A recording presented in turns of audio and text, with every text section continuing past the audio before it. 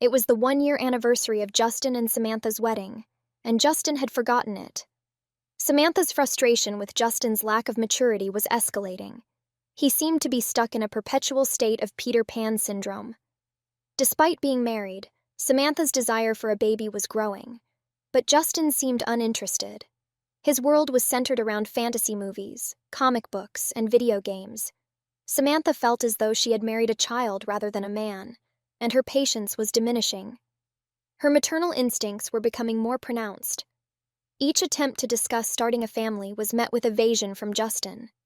Samantha began to question his reasons for marrying her. She yearned for a child. At dinner, after her 6th attempt to broach the subject, Justin claimed he was too occupied with work-related matters. Samantha knew better. His career was minimal, having been secured through her father's assistance. Justin lacked ambition and behaved more like a child than an adult.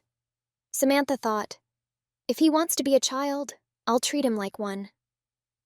It was Thursday night, and Justin was once again absent, opting to spend his time at a friend's house playing Super Smash Bros. Samantha's frustration reached a peak, especially since it was their anniversary week, and Justin planned to spend the weekend away with his friends. She devised a plan to address his behavior by altering his beloved video game room. The weekend passed, and Justin returned home on Monday evening, having taken the day off work due to his irresponsibility. Around 6 p.m., he arrived and headed upstairs to his video game room, unaware of the modifications that awaited him. Justin exclaimed, "What the hell?" as loudly as he could.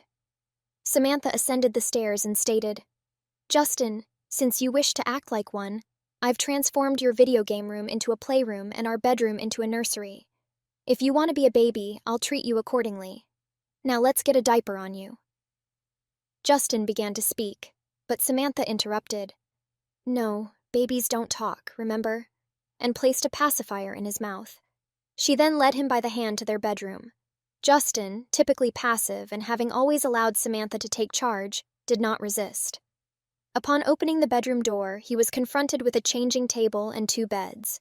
Samantha had replaced the king-sized bed with a small bed for herself and a crib for him. She instructed him to lie down on the changing table. Uncertain, Justin complied. "What are you doing?" he inquired. "Don't you remember? Babies don't talk," Samantha replied. Then, noticing he was wearing boxers, she remarked, "Boxers are for big boys, and you're not a big boy." She proceeded to change him into a diaper, treating him like a child.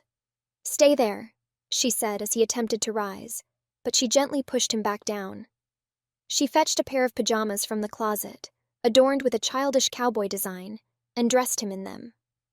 Justin remained silent, unsure of how to react. Samantha then stated, "I think baby needs a nap." When he didn't move towards the crib, she repeated the command in a firmer tone. He rushed over to the crib and stood by it. "Get in," she said with the same stern voice.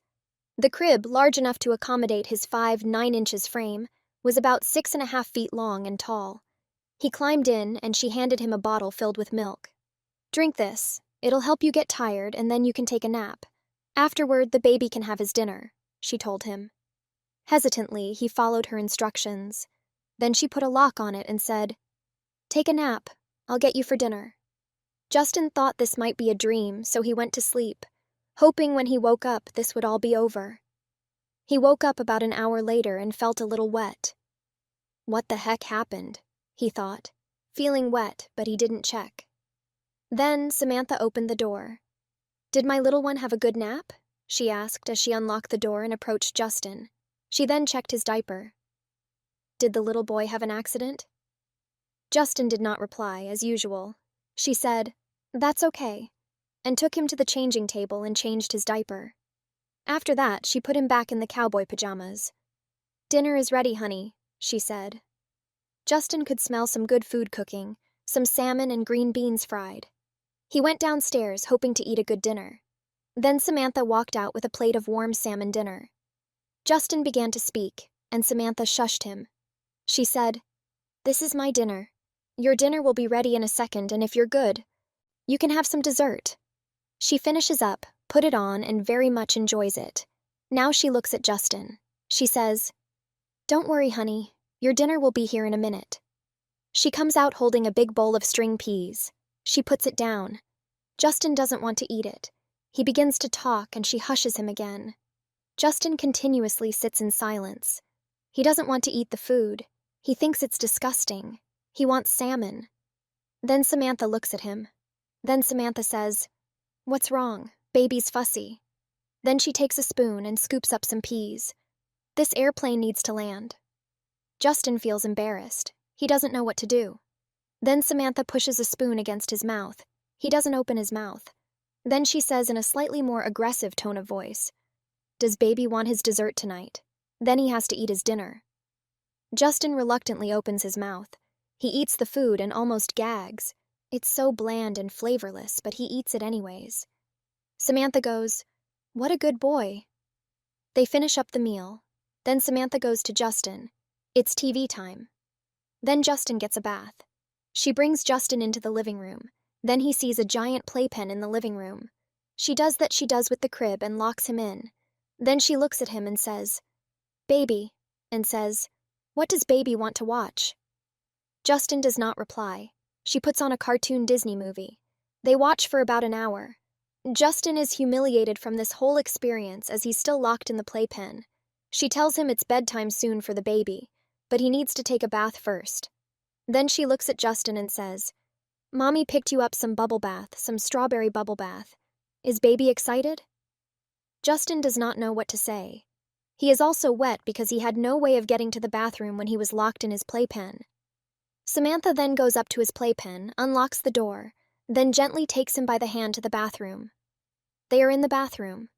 She sees that he used his diaper. Then she looks at him and says, "See, that's why we have the baby in diapers. He might have a little accident." Then she instructs Justin to get in the bath. He does. He's thinking to himself, "This is humiliating." He sat in the very bubbly bathtub. Then Samantha instructs him to lift up his arms. He does. She washes under his armpits, washes his face with a washcloth, then tells him to close his eyes as she pours the water in to wash out the shampoo she got. Special baby shampoo for him.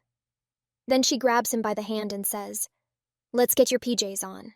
She brings him to the bedroom, puts a clean, fresh diaper on him, puts him in his pajamas, locks the door of his crib, and shuts off all the lights but the nightlight. End of story.